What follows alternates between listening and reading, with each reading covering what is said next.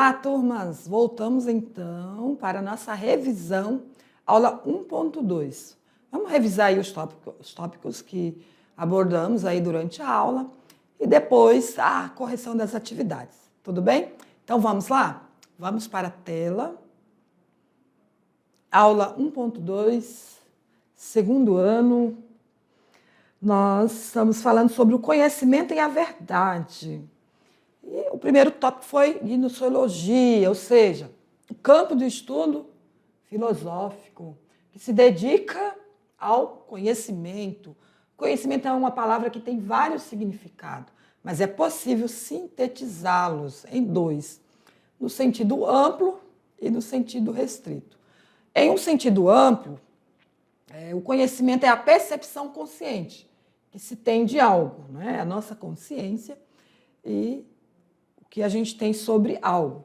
E o sentido restrito, estrito senso, mais restrito. Conhecimento significa consciência do que algo realmente é, ou verdade, por oposição ao conhecimento ilusório ou enganoso. Nós apresentamos também,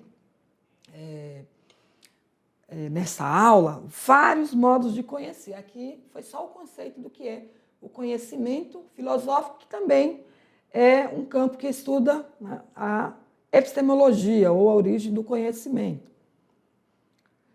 E os tipos de conhecimento? Nós trabalhamos alguns, né, tipos de conhecimento. A fonte principal, aqui eu fiz um quadro, né? E o método. O empírico, lembra? O primeiro tópico foi o empírico. O conhecimento empírico, ele é por meio dos sentidos, dos nossos órgãos. O ver, né? Ou enxergar, o sentir, o tocar, o sentir o sabor. Né? Então, o conhecimento empírico, que é uma área de um método científico, que é feito ali, por exemplo, produzido conhecimento por meio da experimentação. Por exemplo, eu vou estar sempre levando pelo método científico, certo? Para vocês entenderem o que é conhecimento empírico. O conhecimento empírico, o pesquisador vai a campo, vai observar ali pelos sentidos e fazer, então, experimentos, ou por meio da observação, ou em laboratório, certo? Por meio dessas percepções do sentido, ele vai produzir um conhecimento. E o conhecimento racional, que é por meio da razão, uma dedução lógica. Por exemplo, a matemática. A matemática é nós podemos ter ali uma dedução lógica por meio dos cálculos matemáticos, né? Como a física também, essas áreas mais lógicas, né? Que é do campo lógico, é possível, então, chegar ali a uma conclusão por meio de raciocínio lógico. Então, esse é o tipo de conhecimento racional, vai conseguir comprovar ali por meio da lógica. E o filosófico? Né? A gnoseologia, que é um campo que estuda a filosofia, os diversos conhecimentos. A filosofia, ela se desenvolve por meio da razão crítica, por reflexões críticas, né? Então, ela vai refletir e analisar ali um fenômeno, um objeto, né? Uma área de conhecimento. E o conhecimento teológico é a fé, né? Por meio da fé, ou por meio dos textos, né, bíblicos, textos ali que, dependendo daquela religião, vai trazer o quê? Revelações, conhecimento sobre aquela fé, né, sobre aquela realidade que é produzido ali por meio da religião, que são diversas, né? Existem vários conhecimentos teológicos, são várias áreas, nós não vamos nem tratar desses conhecimentos aqui, porque é muito amplo. Certo? Então, e temos também o conhecimento discursivo e o intuitivo. Nós falamos, discursivo tem a ver com entender que existe, por exemplo, copo, o discursivo. O copo, mas que se refere a copo de uma forma universal. E o intuitivo, por meio da intuição. Intuitivo. A intuição, por exemplo, pensar que vai chegar alguém em casa, vai chover, o sol vai ser muito quente hoje. por meio, então, de uma intuição, né? Vai pensar sobre isso, certo? E finalizamos aqui as dificuldades para a busca da verdade. René Descartes concluiu que tudo quanto ele sabia e tudo quanto ele conheceu e as experiências que ele viveu era duvidoso e incerto. Então, aí surge a dúvida metódica, a menos que pudesse provar racionalmente que eram certos e dignos de confiança. Ora, se penso e pensar, existe aquele que pensa e existe, célebre afirmação, então, da frase penso, logo existe. Ou seja, racionalismo ou a razão, o conhecimento por meio da razão, ela precisa ter, né, comprovação racional. Ela precisa ser provada racionalmente, ou por meio de método científico, ou por meio da matemática, seja raciocínio lógico. Certo? Agora vamos para as atividades.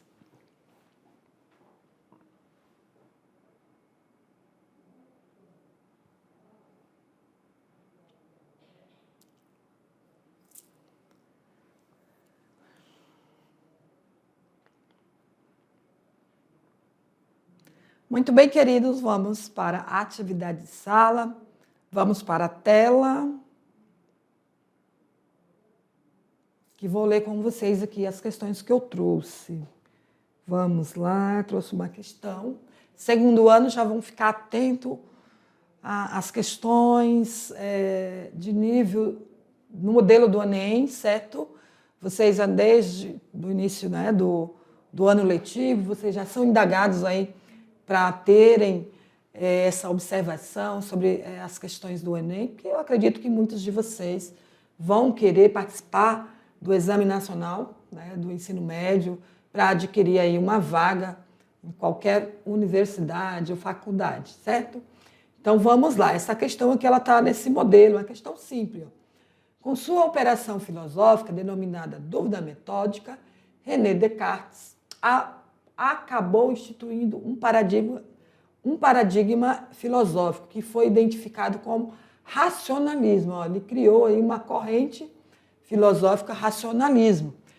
Em oposição ao racionalismo cartesiano, alguns filósofos britânicos desenvolveram a filosofia empírica. Lembra o conhecimento empírico que nós estudamos também? Professora, mas nós sabemos muito pouco sobre isso. Nós vamos aprofundar mais sobre isso ainda. Que consiste em... O conhecimento empírico consiste em tomar como premissa principal para o conhecimento a faculdade da razão. Empirismo não tem como premissa a razão, certo? Negar a importância dos dados empíricos? Não, o empirismo não vai negar a importância dos dados empíricos, porque é uma corrente empirista. Logo, os dados empíricos vai ser importante, né, para o processo do conhecimento. O que seriam esses dados empíricos, professor? A observação por meio dos sentidos, lembra? Não ter um método filosófico racional, convertendo-se assim ao irracionalismo, também essa questão não está correta, né? Não ter método filosófico racional é uma corrente que depois dominaria parte da filosofia do século XIX? Não está correta essa alternativa. Tomar como premissa principal para o conhecimento os dados da realidade sensível, isto é, os dados empíricos materiais. Olha aí. Vamos ver a última, essa aqui já está mais próxima. Defender politicamente o Império Inglês contra as investidas dos intelectuais? Não. Muito bem, queridos. Vamos então para a alternativa correta. Letra D. Então,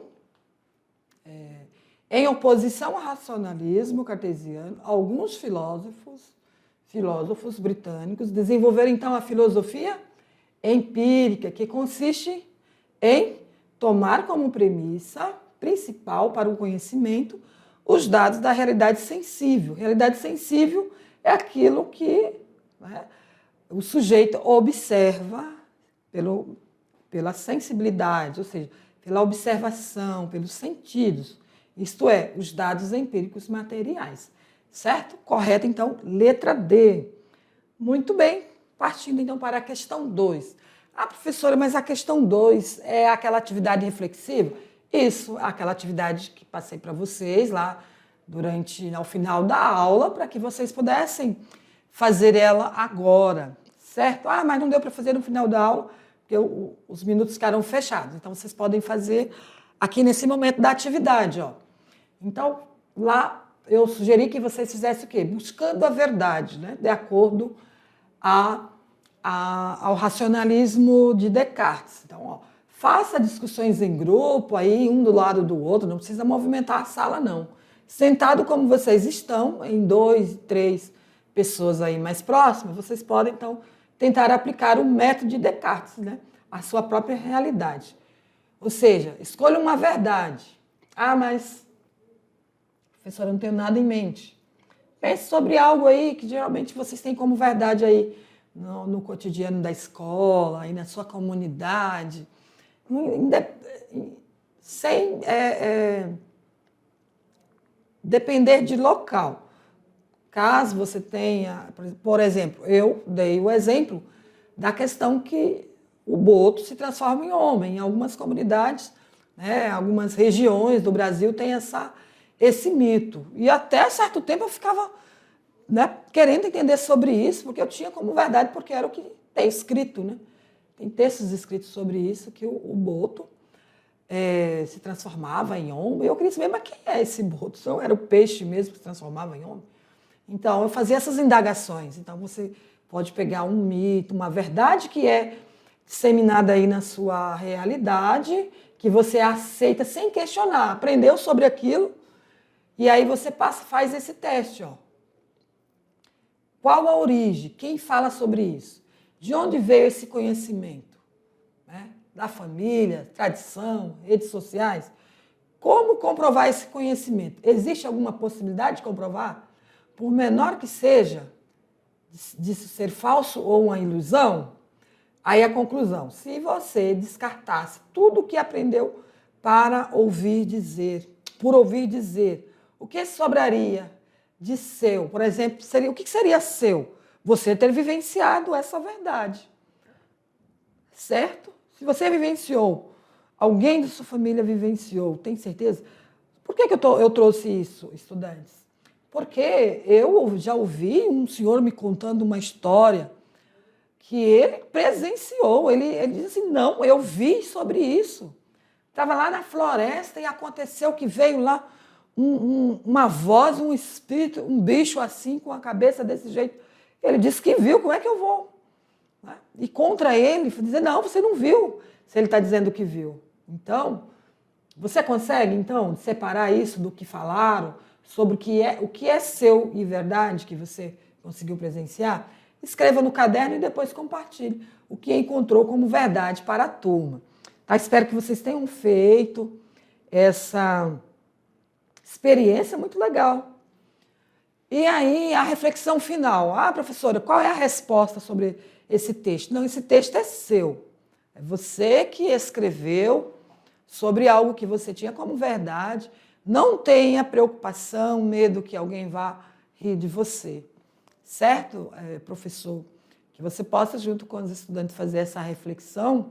É muito importante essas experiências reflexivas, que muitas vezes nós sabemos nem pensar sobre as coisas. Certo? Eu, por exemplo, terminei o ensino médio com pouca experiência sobre a vida, sobre a própria realidade. O período que eu vivia, não havia tanta informação, não havia tantos livros que a gente pudesse estudar. Eu não tinha acesso aos livros, então tinha pouca informação. Então, hoje é possível a gente fazer pesquisa, ter a visão mais ampla da realidade, o que está acontecendo em outras culturas, em outros países, por meio das tecnologias digitais. Então, a gente tem mais percepção do mundo. Da minha época, da nossa época, professor, era difícil, então a gente era muito ingênuo. Eu fui uma jovem muito ingênua sobre as coisas, porque tudo que falava eu acreditava. Eu tinha medo do homem do saco, que colocaram essa ideia que o homem passava na cidade sequestrando criança dentro de um saco. Eu tinha medo de, por exemplo, na cidade que eu morava tinha muitos povos indígenas, que eles também capturavam crianças. Eu tinha medo sobre isso. Então foram verdades, na verdade, que não eram verdades, que foi colocada na nossa cabeça quando jovem. Isso vem de cultura para cultura, de filhos, né, de pais para filhos. Essas verdades que não são verdades. Então nós podemos questionar sobre isso. Certo? Olha para o quadro que eu trouxe aqui. Mais ou menos uma reflexão final sobre isso. O penso, logo existo, nos ensina que a consciência é a nossa primeira e maior certeza. Consciência, né? Consciência é o quê?